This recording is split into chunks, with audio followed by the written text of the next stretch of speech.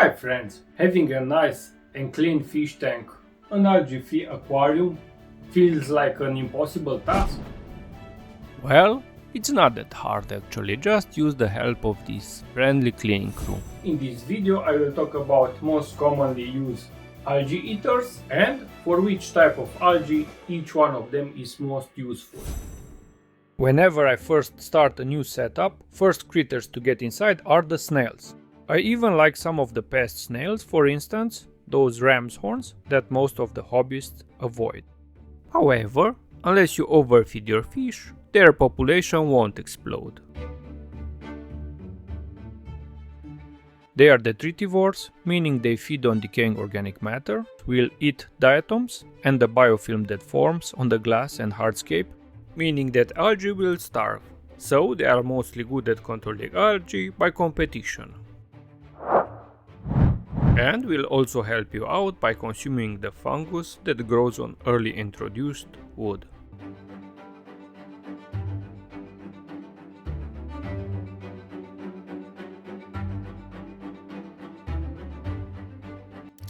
Ram's horn and rabbit snails are rather cute and nice to have in our fish tank, but less efficient and tend to breed a lot.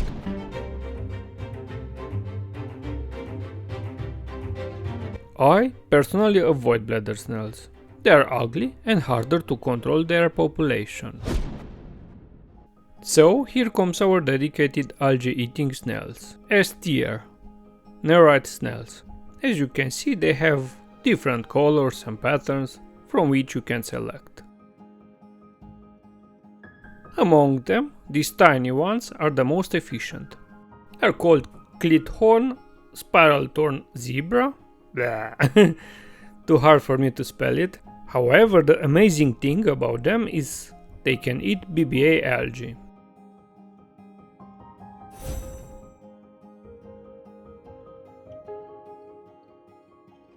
Adapt them slowly and carefully to your water parameters.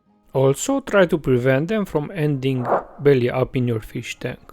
I have no idea if this is the truth or just a myth, but they can potentially die if they can't turn around. So I give them a little help and lay them on the stones.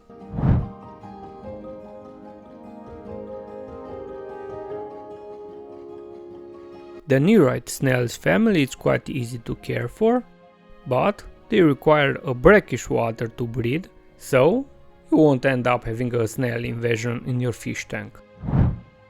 Despite being so slow and often mocked by shrimps, they really do a good job at keeping my glass and hardscape clean.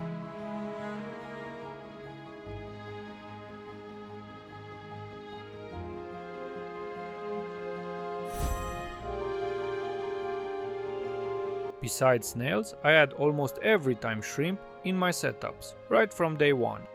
This one, for instance, are orange neocaridina. But cherry shrimps or blue ones, or even crystal ones, will be just as efficient.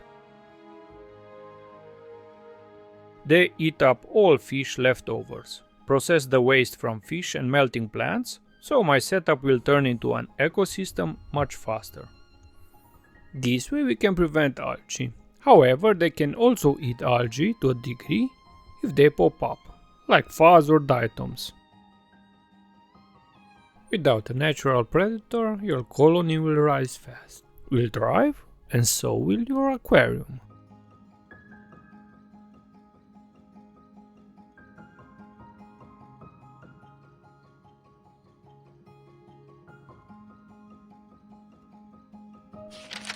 Despite being small, shrimps are doing most of the hard work for us. However, by far the most important shrimp to have is this big fella, a mano shrimp or Caridina japonica. Growing so big, it's estimated that will eat 10 times more algae compared to a regular shrimp, and having such a big appetite, will also eat algae that other inhabitants won't touch. So I would also rank this very high in my tier. Don't be fooled by his size, he's a gentle creature. And it's quite hardy, so any beginner aquarist can keep a mano shrimp. They also need brackish water to breed. Therefore you can keep them in the same tank with neocardina or crystal shrimp without the fear of interbreeding.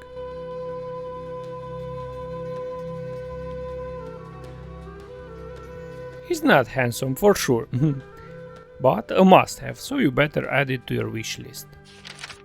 After invertebrate, it's the time to add some fish to our list. Here is our first option, the mollyfish. They are supposedly good at eating algae, especially the nasty BBA. Unfortunately, I have no experience with molly, so you need to do more research to check if they really are that good. What really worked for me when I had BBA was to make a small peroxide treatment, and then my guppies devoured that BBA. In only 3 days the root was clean, but for your guppies to chew up that nasty algae, it must soften up by peroxide treatment. As you might know, BBA has calcium inside, so it's hard for the fish to eat it. This was more like an honorable mention, but Otocinclus affinis, it's our next friend. It's also called dwarf sucking catfish, and I would rate him as an A tier because despite being so popular in the hobby, it has some disadvantages.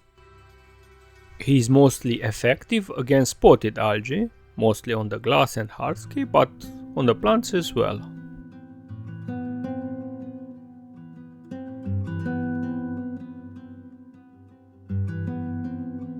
They are very small and quite cute, so you can use them in nano aquascapes. They are considered to be schooling fish, very shy, so you must try to have at least 5 of them to be comfortable. Being so small, they only eat a tiny portion, therefore if you have a big diatom invasion, they can't clean your tank alone, so they are less efficient compared to other algae eaters.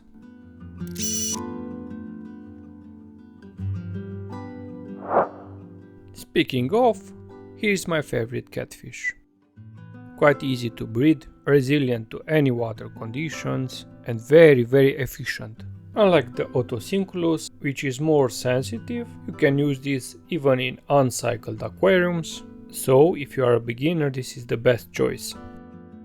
This variety, bristlenose plecos, won't get too big, so you can use it in nano aquascapes as well. It's not like the regular pleco, which are mostly used for cichlid tanks and other huge aquariums.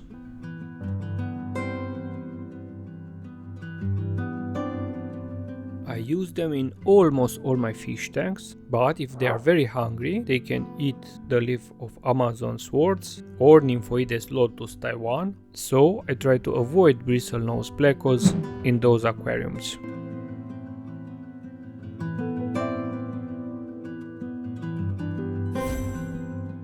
Here is another S tier fish, the Siamese algae eater. It also has some downsides that I will cover later, but is one of the few inhabitants that can eat hair algae, and BBA as well. There are many types of Siamese algae eaters, even some fake ones, so be careful what are you buying. And the young ones are the most effective, so avoid big and adult ones. They tend to get territorial and try to spook other tank mates that come near their corner. They also get very lazy. At that point, we'll only consume fish food and no algae. Speaking of, here's my cleaning crew having a feast because I ran out of algae in this tank. I gave them regular food, algae based of course. The best way to have an algae-free aquascape is to have all the types of algae eaters that I've mentioned in this video. But if you already have some algae problems, here is another video of mine to see how you can get rid of them. Also, if you find this useful, hit the like button and subscribe to my channel will help me a lot.